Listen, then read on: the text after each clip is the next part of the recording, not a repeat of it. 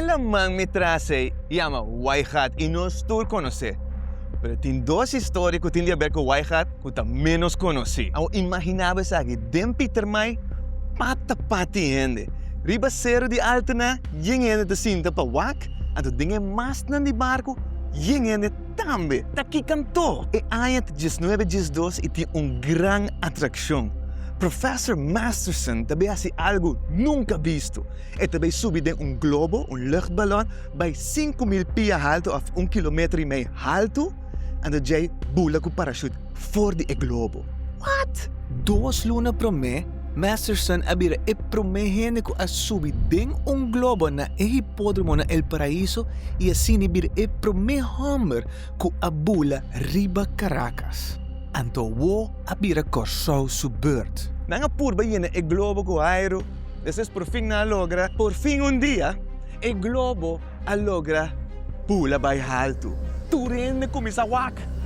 Pero según esta vecina, viento a supla. Net ahora la pasa catedral de Peter Mai, suple a bo e la becai tem Waihat. Que men, emoção e euforia dura rato, so bam, tur cosa acaba mestra saca e mener for de Waihat torna lodo. Awo bastante cora com biano sa papia com avião na tabatabada em Scotland. Essa é sucede na 1923. Pero na 1913 estava a prometer que o pueblo de Corsol por ser reconhecido como o fenômeno de que está avião. E avião que nós papia dice a llega Corsol desarmar riba barco, pero aqui não arme e prepare para epobula. A trobe na Peter Mai yin hende. E pilota bis na mister di tiki sope po subi. E sakit e piloto que nós papia dice e su number de William Knox Martin.